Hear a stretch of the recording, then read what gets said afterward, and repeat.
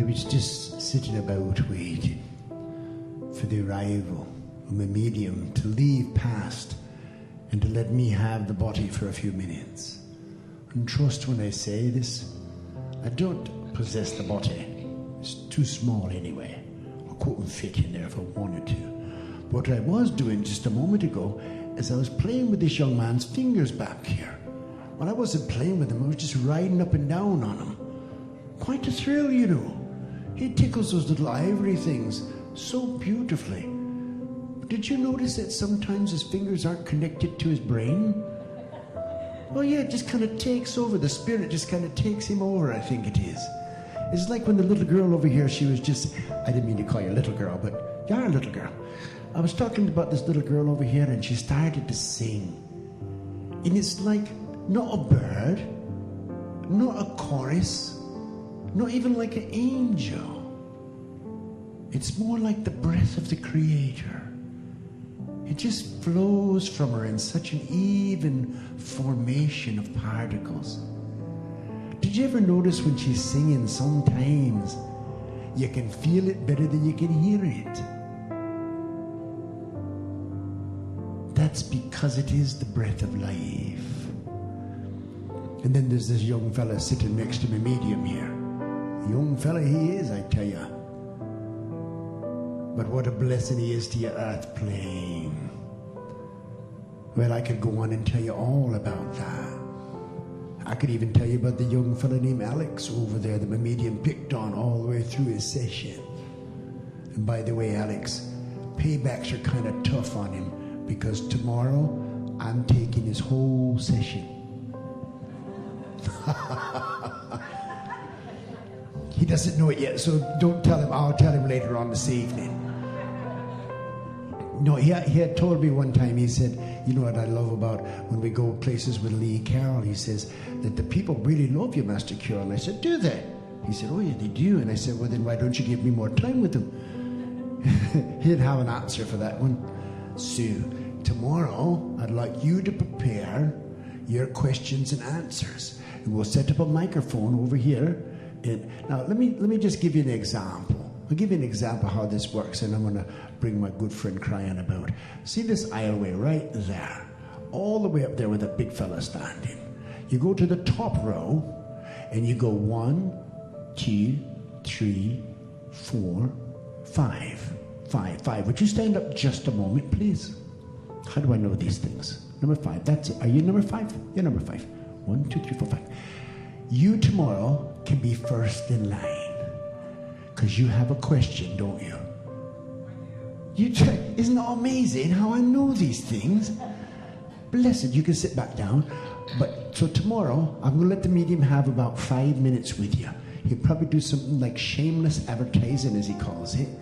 I'll let him have about 5 minutes with you, and then I'm going to let you come and ask him questions. And then later on, I don't think that's in the tomorrow, I think that's in the next day. Whenever he was scheduled here, I'll be here for him. Don't worry about a thing. But I came here with a message this evening. And my message is quite simple. There are many on your human world right now that have come to the sanctity of knowing. Listen to what I'm saying now. They no longer are willing to use 3 dynamic little words in succession with themselves. Those 3 words, I don't know. They, my friends, are the cancer of your vocabulary. Because the moment you say, I don't know, that's the moment you cut off your higher self. Now, did you know you got a higher self for starters? Of course you did. You're all spiritualistic people. What does the higher self have to do with the I don't know? Nothing. In fact, it looks forward to you saying, I don't know. You say, Kira, could you be plain with us? Yeah, I'll be as plain as I can. Your higher self has got its own journey, my friends. It's got its own learning, its own evolution. It's evolving constantly. So when you say, I don't know, it's free to carry on with its journey.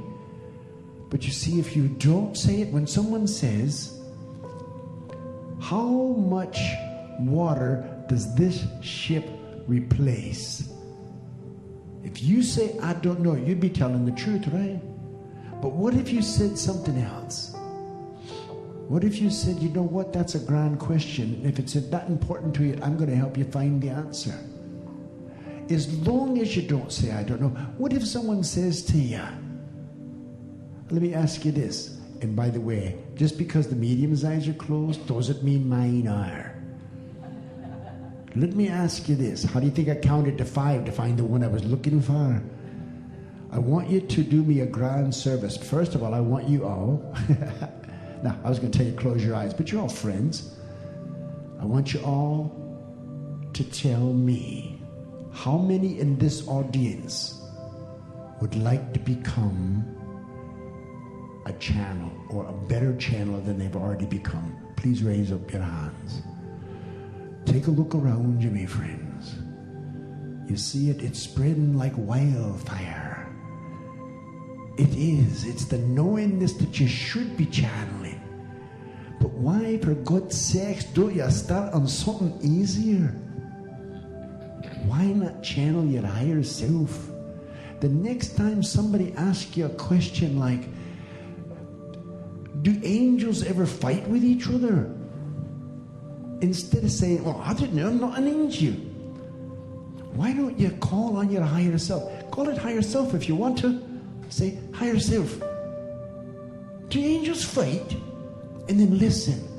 Now listen to what I'm going to say. Don't wait for your higher self to come in right over by your ear bone here and go, no, they don't. Listen to your heart speak, and your heart will say, I would imagine at some point in their evolution they probably did, but I'm thinking now they've probably quit it. Now, which is a better answer? That one or I don't know? Let it go, my friends. Start your channeling today. Start your channeling today. Open up your heart. Let yourself be free of this dimensional pull that you call earth unknowing. And let yourself join forces with the spirit of knowing. Earth unknowing, spirit knowing, you make a choice. And I'm thinking this. All of a sudden, your world gets so much the more powerful. I'm going to let the beautiful Kryon energy come and share with you. But before I do, let me say this. They call me a seventh dimensional being. Well, thank you. Did you want to take another one? That's a nice picture, wasn't it? It's very pleasant. I like pictures. There are those that call me a seventh dimensional being. Then there are those who would suggest, wait a minute, I thought the only people or the only beings were the great masters like Master Jesus, and he's only from the sixth dimension. How did you get to become from the seventh dimension? And I'll tell you a number of reasons, but here's the best one I can think of. Thank you. Here's the best one I can think of. Hold on, don't spill the water. If I don't water the medium every now and then, he gets all dusty. The reason I'm from the seventh dimension, because it's the dimension of transformation. And we go around the cosmos looking for little planets such as this that are looking for a great shift. And we make an appearance. And we work with the magnetic forms that are here. We don't dominate them. We don't try to fix them or tell them anything. We look at what they're doing and we try to enhance it. And don't you know, when they see us coming, thank you, when they see us coming, they want the same thing. You have no idea how popular I am, Kryon. They're taking pictures of me. If you don't stop taking the pictures, I'm not like a Kryon talk, you know. I have more fun with the human world than almost any world I've ever had fun with. And I know that you think you shouldn't be saying that, because how can I be having fun when you've got people dying in the streets of Detroit, or starving in Africa, or dying in a war? How can you have fun? You know what it'll tell you? One day you're going to discover the most fun thing you can do is be in love. And when you find love, you find fun. And I'm telling you, I've found it, and I'm sharing it with you. So that said, me friends, I'm going to bring this most dynamic, beautiful, energetic pattern that you all so lovingly call Kryon. And don't you know, sometimes you say, hey, Kryon, what do you think about this? You have no idea who you're talking to. This is a magical being of light that's so deeply intensified in love and light. And it's here serving with this young fella, Lee Carroll, because it loves ya. So go ahead and smile if you like. Kryon, how would you like to address the beautiful people today?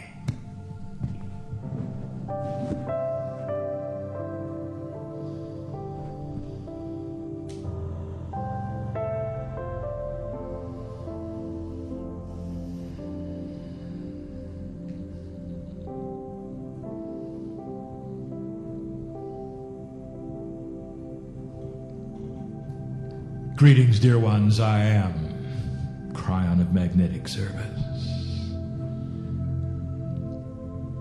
Thank you, Party Master.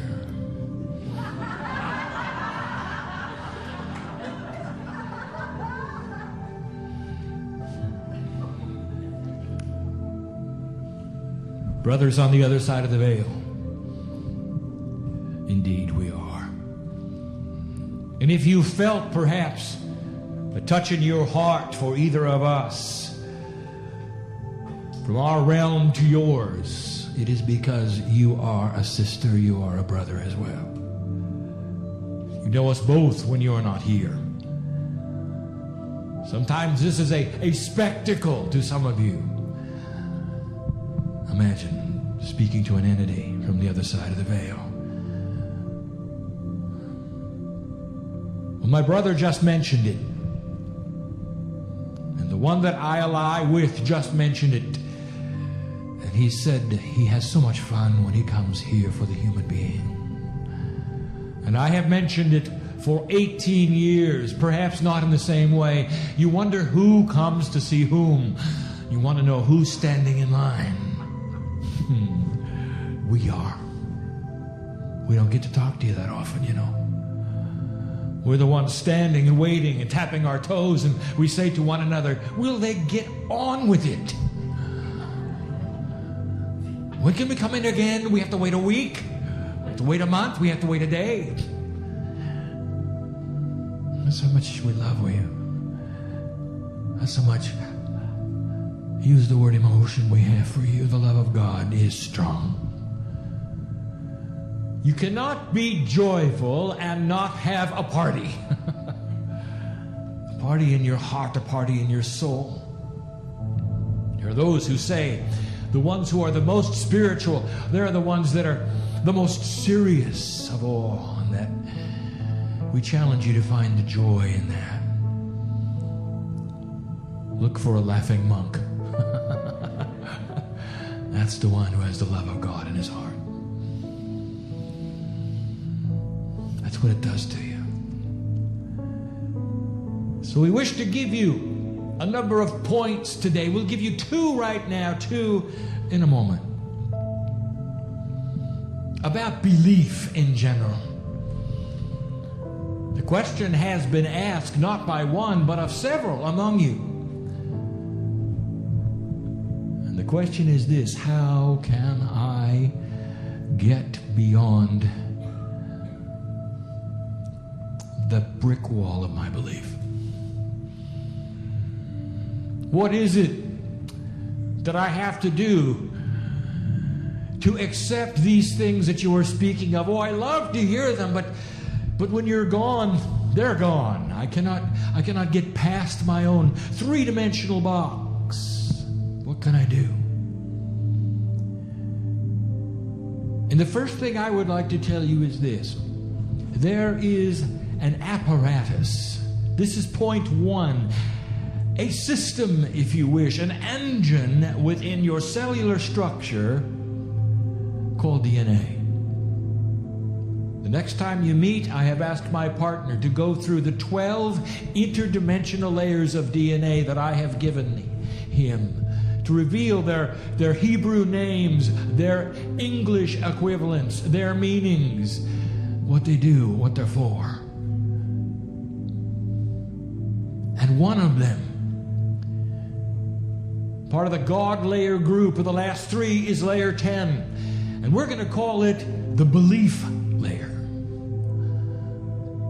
Inside each human being, there is chemistry that is interdimensional, if you wish, an attribute so strong that we call it the belief layer. Can you celebrate the fact that within your body there is something ready to help you to get beyond the obvious, waiting for you to talk to your cellular structure, waiting for you to say, I want to believe, but I cannot. Help me to do this. What is it I need to do? Tell me what it is I need to know. There is activation within your own chemistry that will assist you with something called faith. It has been noticed, even by your scientists. They have a name for it. They call it the God gene. Indeed, they've noticed it. That's why 85% of the Earth's population believes in the afterlife. That's more than a consensus. That's a majority, because it's intuitive. So the first step to get beyond the 3D box of unbelief is to go inside and speak to yourselves and say, I wish to enhance the process. Help me to do what is next. Help me to get past the obvious 3 dimensions I'm in. And that leads me to point 2. I hope I can explain this. My partner, listen carefully. It is so difficult when you speak of interdimensional things. Restructure your perception. I'm going to give you an example. There are those of you who say, if my reality is based in 3D, I'm in a 3D box, how can I possibly think about things I cannot see? I'm going to give you an example. There are those who say, it is impossible, I cannot get beyond what I know. And I'm going to say, oh, yes, you can. There are those who say, I don't want to go beyond 3D. Put it in my box and I'll believe it. But if it's outside my box, I'm sorry, but I can't go with you. So I'll give you an example, and I'm going to ask you, what are you going to do with it? I want to tell a story briefly. I'm going to take you to the Aegean Sea, and I'm going to introduce you to a sailor in 1512. This is a real story. For there really was a sailor in 1512. He represents one of the Akash here with you. It's the last year of his life. He does not know that. And if he did, he wouldn't mind. For he loves the sea. He goes to and fro on the sea, and he has all his life. And many other lifetimes he has. He's been a sailor 11 times so far. It's what he does. It's in his DNA. It's in his Akash, and he is pleased. He knows he'll die at sea. He has done it many times before, and that is all right, for he loves the ocean. When it's his time, it's his time. And he's in a storm. And he'll do fine. But he is concerned because he has lost the ability to navigate with the clouds covering, with the fog closing in, with the rain beating upon his craft. He has a full load of fish. He wants to go back to the harbor, and he's having a tough time knowing which direction to go. Normally, he would just fold the sails and wait until it passed. he's about to do that when suddenly a vision happens. Now, this is just the story. This is just metaphoric. He didn't really have a vision, but I'm making one now, because you've got to go there with me and decide what you would do. He wants so bad to find land, to get out of this storm. He doesn't know how bad it's going to get. He fears for his life. I wish I could sail out of this squall. And here in this vision appears someone from 2006. It could be one of you. Let's say it is. And you're there with them and you say, "Oh, Mr. Master Fisherman, I'm here to give you help. I am from the future. We have wonderful things. And in my hand I have two things I'm going to give you. The first one is called radar. Look at this little screen here. Oh, look at that. The map shows where the land masses are. Here's another one. It's called Global Positioning System. Shows you where you are right on the earth. All you have to do is look at this tiny little dot.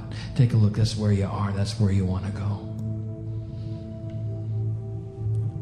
And I'll tell you what this man, this 3D man of 1512 is going to do with you. He's going to call you the devil. And if you don't get out of there quick, he'll jump overboard to get out of your energy, because you've got black magic. Do you understand what I'm saying to you? He has brought himself to a position where he works in a 3D box. You are giving him what? Interdimensionality? No. You're giving him 3D things in your age. He will reject. So here comes the Kryon. I've got some things for you. And they're out of the purview of your best imaginations. Here's a little radar screen. It's called spiritual intuition. Works with your DNA. Can help to heal your body. You can know what's up just by being in energy. You have a map of your own that helps guide you from one place to another. Here's something. We'll call it angelic positioning system.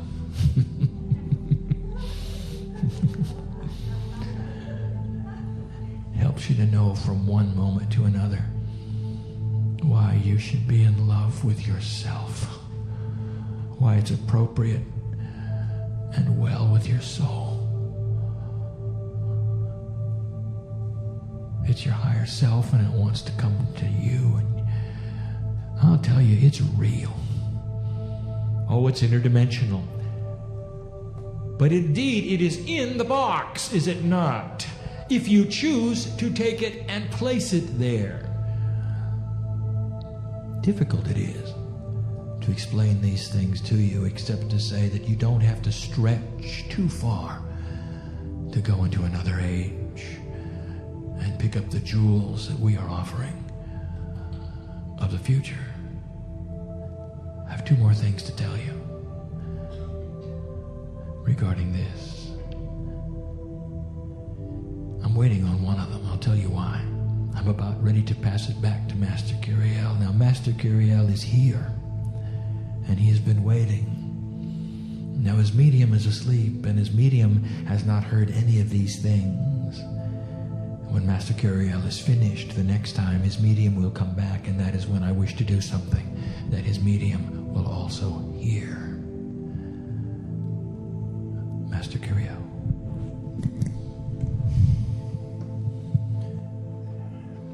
I've got to be a bit honest out there with you for a moment.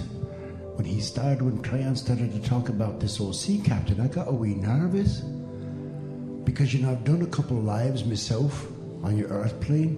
And I don't do the birth thing. I don't like that one. It's very uncomforting. But I did a couple of walk-in things.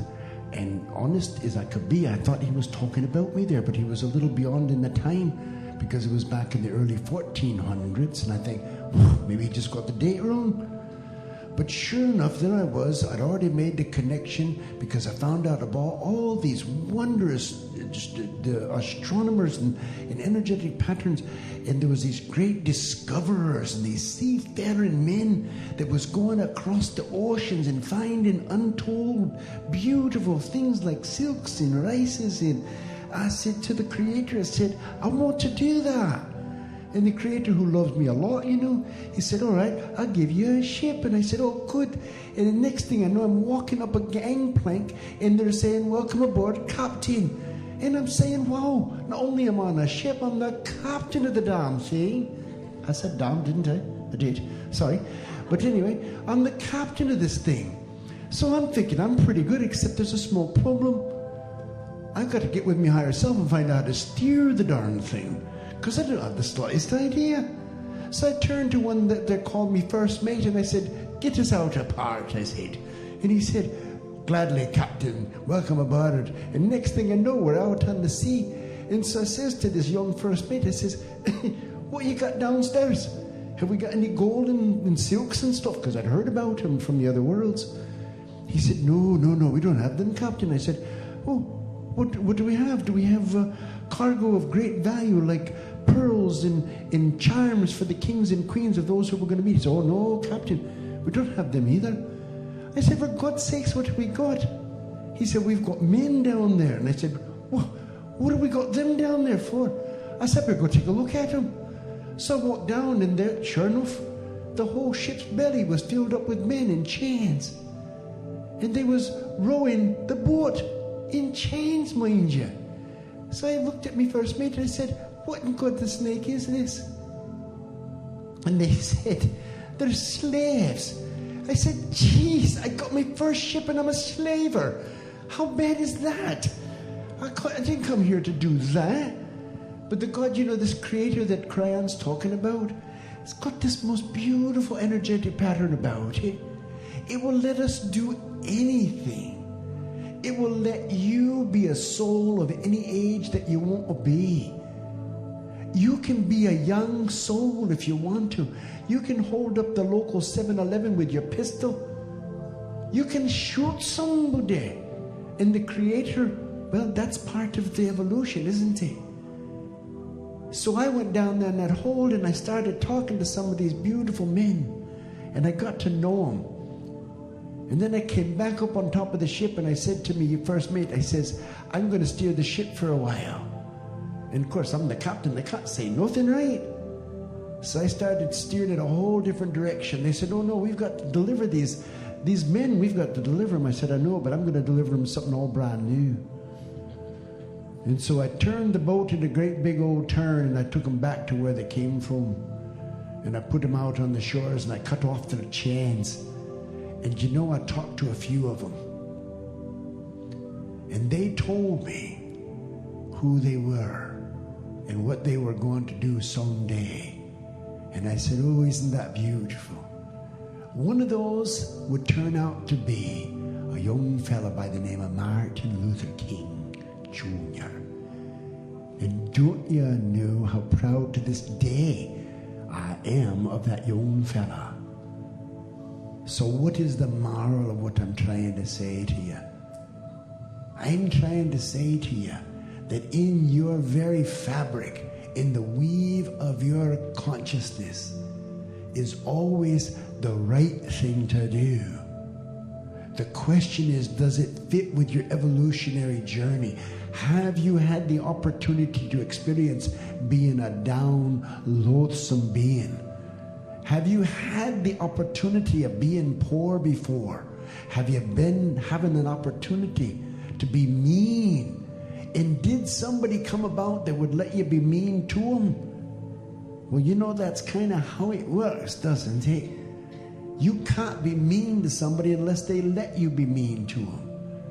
And that person that might let you be mean, do you know how much they must love you to take that? Do you know how much that person who you have a hatred for today, oh, not all of you, of course, but somebody out here hates somebody, And you know that somebody that you might be hating? That might be one of your best spirit friends you've ever known, taking on that body, giving you the opportunity to hate in hopes that you'd get past it. But oh no, not you. You got that hate and you're going to hang on to it. And then if that doesn't work, you're going to go to war over it. But I'm going to tell you something, lads and lasses. Hear it well, and then I'll get on my way and let me meet him back to listen to Kryon finish up. Before you look at somebody dirty ragged out there on the beach next week, or before you're walking down the city block of New York and you see that person all homeless and out of money, just remember that might only be a vision for you, because you might never see it again. But that was a true being of God. And you know that person in your family that you haven't spoke to? What if that person has given you a gift that you'll never be able to repay? Martin Luther King Jr. said that day, standing on the shores of a place called Africa. He said, Master Kryon, one day I'm going to make a change in the world. I don't know what it is yet, but he said there's too much hatred going on. And I said, you know what, laddie? When you do, I'll send my medium and he'll work with you. And today, my medium is doing the journey. Let go of your hates, my friend. Find your loves. Find your heart and be in love again. Love everything and everybody. Be safe, but love. For in that, you'll find the peace that you're searching for. And the last thing I say to you, my friends, in that time when Kryon found his medium and I woke mine up, they call it the concordance or the convergence or it's a C word somewhere. But I'll tell you what it is. It's when the population of the world chose to shift. And they'll never be able to shift back. So just like this little medium over here said earlier on today, when Mr. Gorbachev turned around the whole of Russia because he didn't want to fight anymore. You weren't prepared for it. Your governments weren't prepared for it. And they're sure as the dick is not prepared for what's going to happen when you, what we call we the people, just simply say, no more. When the mothers of the world say to their sons, put the gun down, and they will. When the mothers of the world say to their husbands, put your fist in your pocket, he will. Because you see, everybody wants to live. Everybody wants to remember being in love. And with that, my friends, I'll be taking a leave and return my medium. God bless and mahalo.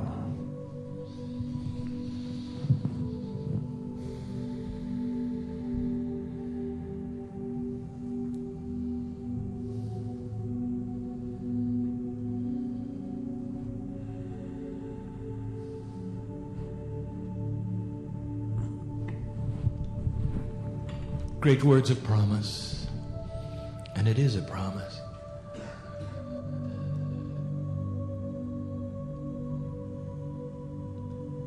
I have waited now for Master Kryon to come back to where I am and return his medium, his consciousness, and his medium now can hear Kryon. And I've waited for this moment to reveal to you something that he knows very well as Fred. He doesn't talk about it a lot. His epiphany, his transformation just recently. For even with my partner first met him, and then years later he was not Kahu then, and he is now. And you might say, well, what made the difference between then and now? And why would he take the name? What does it mean? And where did it come from? And I will tell you from this side of the veil what we see in the interdimensional parts of his sacredness, that there has been a shift even with him in the last 2 years. He claimed his lineage fully and completely so you could hear it fully and completely. Without being ashamed, he took on the name of Master Spiritual Teacher and inserted the Kahu before his earthly name. He is now so much Kahu that the Fred is beginning to diminish. And you might say, where did Kahu come from? And I'll tell you, my friends, and he knows this. For it is the part of a name in Lemuria, which means the same thing. We spoke of this before, 2 years ago, in that Lemurian place called Shasta. And we told you that a portion of his name, which he uses now, a nickname that he uses now, was one that they used to sing. Lemurians did that. One of the differences between you and them, a big one, they always sang each other's names in ceremony. Oh, the Lemurian weddings were beautiful. You should have heard these. The husband starts by kneeling and singing his wife's name at the top of his voice. Sings it, all of it. Sometimes it can last a minute and a half. It's a long name. Their names were like choruses in the wind. Beautiful. He stands and his wife then sings to him his name.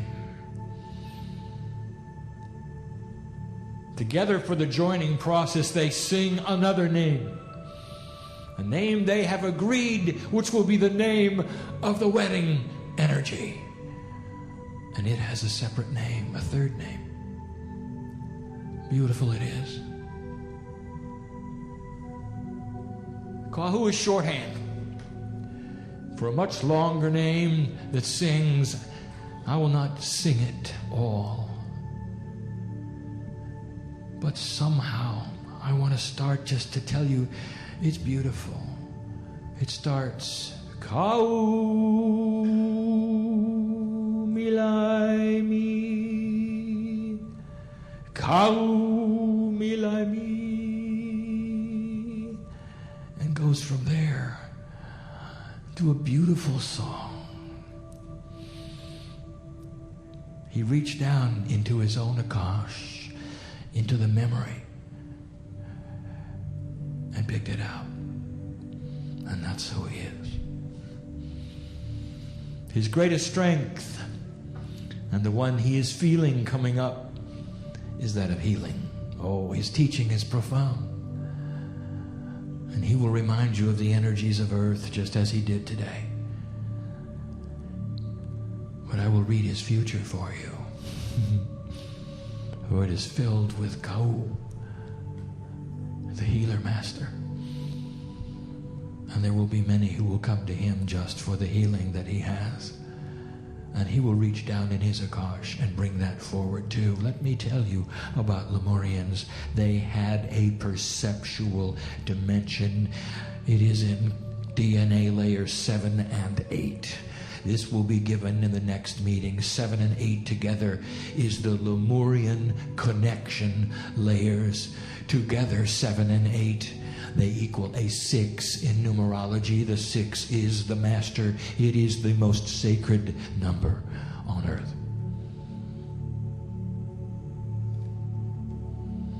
And the medium of Master Kryon, who is Ka, who gave you the information today, it is absolutely so. Look at the numerology. Look at the 6. It is communication. But 7 and 8 are the Lemurian layers, and they are extra perception of dimensionality. They understood DNA. Doesn't everyone? They could see the structure. It's intuitive. There were those who would say, how can that be? How can you be born with intuitive knowledge of how things work, the solar system, DNA, all of these things? I will tell you, it is just like the animals have this extra sense on your planet. You call it instinct. They come out of the mother's womb and instantly they know how to forage for food. They know who their enemies are. They're ready to fight and flee. There are some things that don't have to be taught. They know them. It's inside their DNA. Lemurians had that, layer 7 and 8. And you have it too. It's been dormant all these years. So we told you that layer 10 was the belief layer. This helps you to get going. That there's a structure that is sacred that enhances it so you will not be left on the doorstep asking for help. But there is something within you which will enhance for you the belief in unseen things, future things,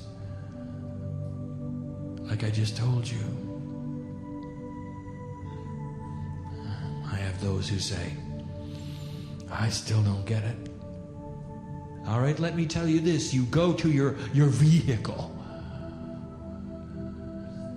and you sit in the seat and you start it up and you drive away. And I'm going to ask you, how in the world can you do that without a manual? Don't you have to understand the inner workings of the automatic transmission? What about the internal combustion engine? And you're saying, well, no, we don't have to know those things, you see, because all we have to do is get in and go. Oh, really? Why don't you get into the vehicle of God and get in and go? Do you have to have the Ascension Manual? Really? Really? If I show you where the steering wheel is and the accelerator, are you okay not to have all of the parts listed? I'll show you where the steering wheel and the accelerator is. It's in that heart called human. That's where the shift's happening.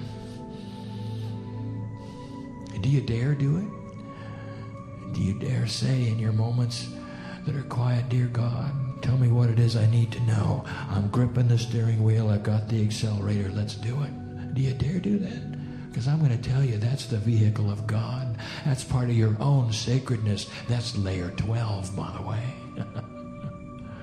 It's all there. You want to get out of your 3D box?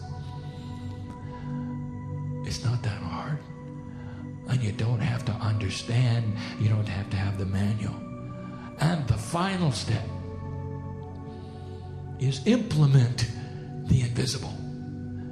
When you find out what works, do it. And then there'll be those who say, I still don't understand. I can't get into these concepts. Well, let me ask you this. Do you have the concept of love? Find me the manual for that one. And you've got it, don't you? Love is so powerful between human beings that when they fall in love, they go temporarily insane. Where's the manual for that? How do you put that in your 3D box? You don't, do you? But you believe it because you've implemented the invisible. Can you love someone in this room? Perhaps the one next to you. Perhaps not. Can you love someone in the room? And when you do you know that there's an energy that pours out of you that is palatable to spirit, that you can see in the interdimensional plane? Did you know that? It's in the vehicle of God and you're using it. And it's interdimensional and you can feel it inside your body. You call it your heart. It's part of the activation of every cell in your body when you're in love. I'm in love with you. Can you love yourself like that? Can you love the golden angel that stands next to you with your face on it? Can you be in love with Spirit? Do you dare do that?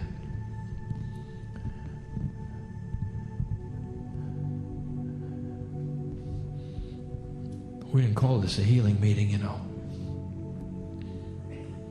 We're sitting next to Co, and he knows what to do right now, because there's one of you here that needs a healing before you leave this vehicle. Now we're going to start now pouring the love to you. Your biology's in trouble and you know it. I'm not going to identify you. What I'm going to do is I'm going to ask all of those in this assemblage to implement the invisible. I'm going to tell you there's a cosmic intelligence that intuitively you will see this person, not their face, but their countenance, the country they come from, the trouble they're in.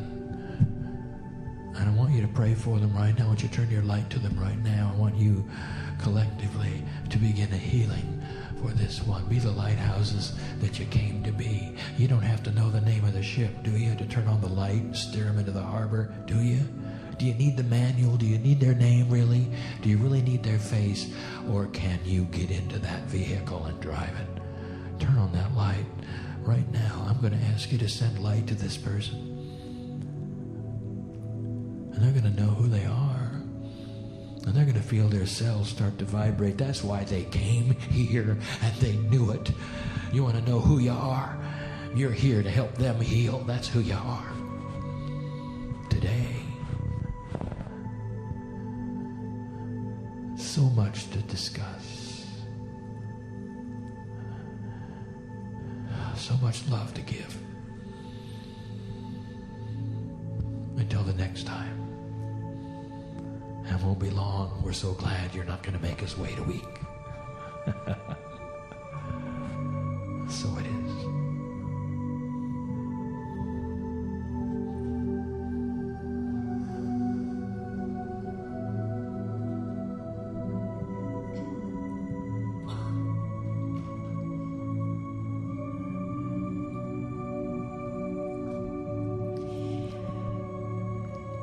So as you're sending that healing out to that being, also, let's send healing out to the ship.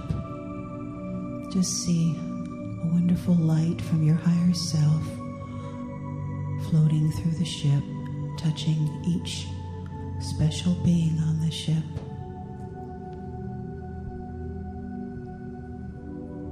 And let's bring harmony and love to all, everywhere on this ship, knowing that it'll go out from there to the oceans, spreading to the planet. See the planet glowing in golden light.